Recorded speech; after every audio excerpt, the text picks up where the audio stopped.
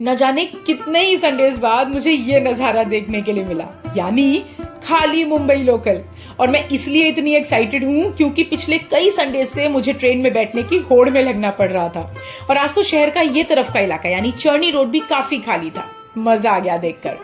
Hey everyone, नमस्ते, कैसे हैं आप लोग? हम लोग अच्छे हैं और निकल चुके हैं अपनी अगले सफर की ओर। पर उससे पहले दोस्तों, मुझे कमेंट्स में प्लीज बताइएगा कि मुंबई का नाम आते ही आपके जहन में क्या आता है। भाई मेरे ध्यान में तो ये जगहें जो मैं आपको अभी स्क्रीन पर दिखा रही हूँ ये आती हैं, और साथ ही आता है यहाँ का खाना। पर सवाल ये है कि क्या मुंबई हमेशा से ऐसा ही था? And the answer is no. उस पर डिटेल्ड एपिसोड कभी और जरूर बनाऊंगी, पर अभी तो उस जगह की बात करते हैं जहां हम आज जा रहे हैं।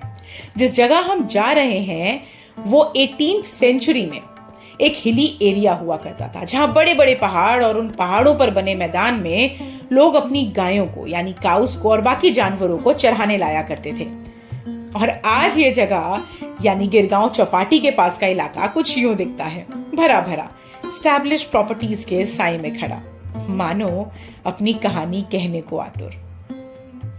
और आज की कहानी भी इसी इलाके में खड़े एक ऐतिहासिक जगह की कहानी है। ये जगह है बाबुल नाथ मंदिर। जी हाँ, मुझे पता नहीं अगर कभी आपने इस मंदिर के बारे में या इसकी कहानी के बारे में सुना हो, पर मैं नहीं जानती थी। मैं नहीं जानती थी यहाँ के अमीर इतिहास को, इस रोचक कहानी को, अगर एक शब्द में कहूँ तो अद्भुत इतिहास को। हैरान रह गई थी मैं यहाँ की कहानी जानकर। और पता है एक और इंटरेस्टिंग बात, ये कहानी मेरा विश्वास डिवाइन एनर्जी में और गहरा कर गई। तो चलिए शुरू करते हैं आज का सफर।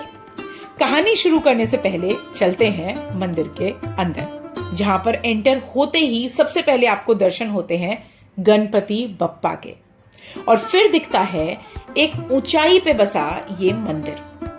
इस मंदिर के लिए कहा जाता है कि जमीन पर अगर कहीं भी कैलाश की अनुभूति हो सकती है तो इस मंदिर में। भीड़ में रहकर भी भीड़ से जुदा शिव के पास होने का एहसास ये मंदिर आपको कराता है। और अब कहानी की बारी।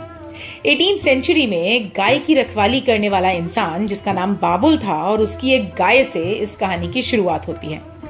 बाबुल अपने मालिक उस वक्त के अमीर सुनार पांडुरंग की गायों को चढ़ाने के लिए पहाड़ के एक पोर्शन में ले जाया करता था जो पांडुरंग का ही था। अच्छा दोस्तों, कहानी कंटिन्यू करूं उससे पहले मुझे लगा मैं एक बात आपके साथ शेयर करूं। मंदिर में इस जगह पहुंचने के बाद मुझे एक अलग एहसास हुआ, मानो मैं वक्त के दो एक्सट्रीम्स के सेंटर में खड़ी हूं। एक थिन लाइन पर, कदम उधर रखा तो बीता हुआ कल, और इधर तो मेरा आज।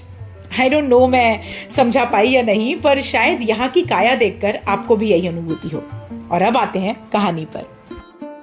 तो बाबुल एक आम इंसान था जिसे बांसुरी बजाना बेहद पसंद था। वो पहाड़ पर बैठकर बांसुरी बजाता और इतने उसकी सारी गायें अच्छे से पेट पूजा करती। इमेजिन करके ही कितनी राहत मिलती है ना। खैर, तो ये आइडियल सेटिंग थी जिसमें बाबुल भी खुश और गायें भी।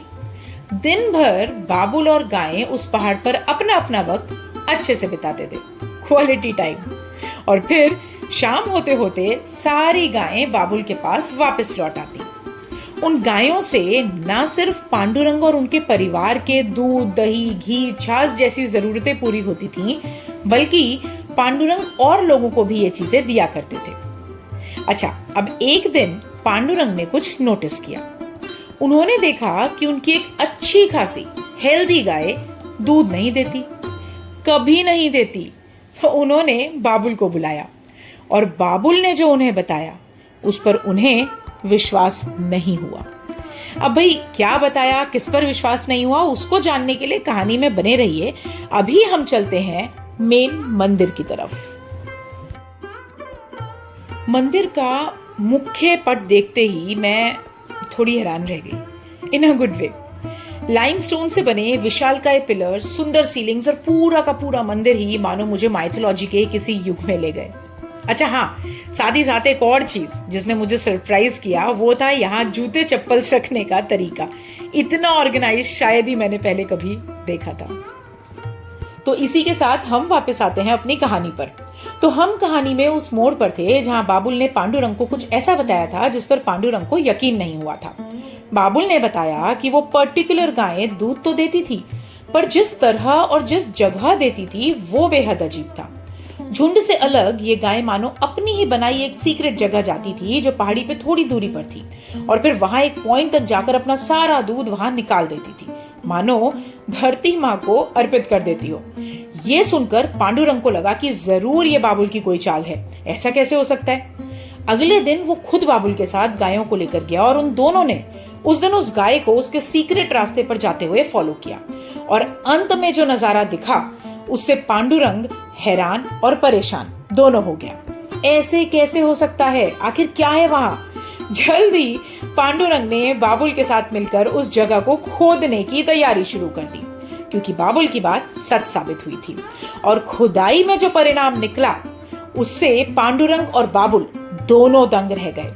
उस जगह से एक शिवलिंग निकले। जी हाँ, यानी वो गाय रोज उस जगह आकर शिवलिंग पर अपना दूध अर्पित करती थी। हुई ना डिवाइन एनर्जी। अदरवाइज बंद जमीन के नीचे क्या है, गाय को कैसे पता।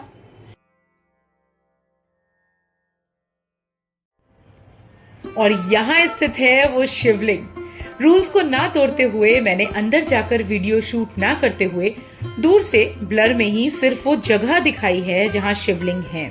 एंड आई रियली होप कि आप खुद आकर इस मिस्टिकल जगह का एक्सपीरियंस ले सकें।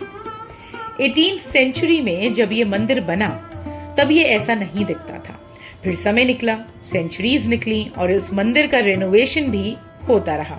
यहाँ के स्ट्रक्चर को बढ़ाया गया, जिसके बाद ये अपने मौजूदा जामे में देखने को मिलता है। अच्छा, एक और बात, क्या आपको पता है कि 1890 तक ये मंदिर मुंबई के टॉलेस्ट स्ट्रक्चर के रूप में भी जाना जाता था, until a lightning strike destroyed its gopuram. तो दोस्तों, क्या आपको ये कहानी पता थी, और ये कहानी आपको लगी कैसी? ये दोनों चीजें मुझे कमेंट्स में प्लीज बताइएगा जरूर।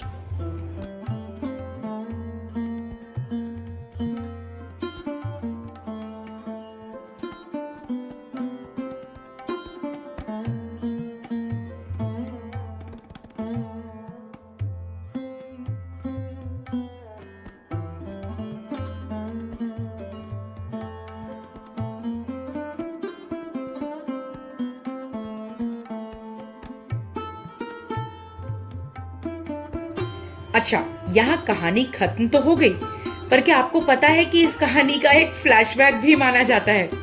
कहा जाता है कि गाय की वजह से हुई इस शिवलिंग की by chance discovery actually rediscovery है, क्योंकि ये स्वयंभू शिवलिंग इस जगह पर 12th सेंचुरी से थे, सोलंकी डायनेस्टी के तहत, जिन्होंने वेस्टर्न इंडिया पर 13th सेंचुरी तक शासन किया था। इसी दौरान यानी 12th सेंचुरी में स्थित इस मंदिर में शिवलिंग के साथ साथ पार्वती जी, गणेश जी और हनुमान भगवान की मूर्तियां भी थी। ये मंदिर राजा भीमदेव ने बनवाया था, जो सोलंकी डायनेस्टी के रूलर थे। 13th सेंचुरी में जब उनका शासन खत्म हुआ तो कहा जाता है कि ये मंदिर भी ज्यादा समय तक खड़ा नहीं रह पाया और समय के साथ खत्म हो गया।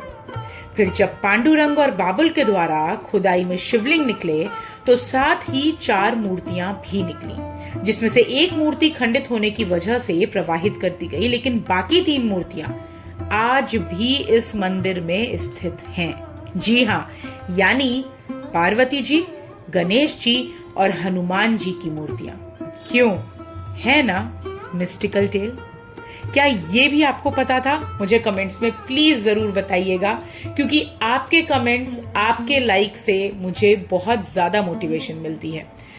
तो इसी के साथ हम निकल पड़े दर्शन करके इस अद्भुत जगह के वापस अपनी मंजिल की ओर।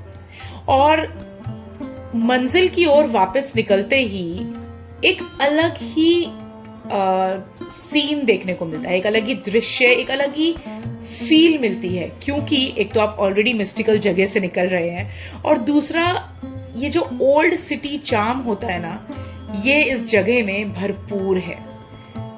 आप यहां आएंगे तो फील करेंगे।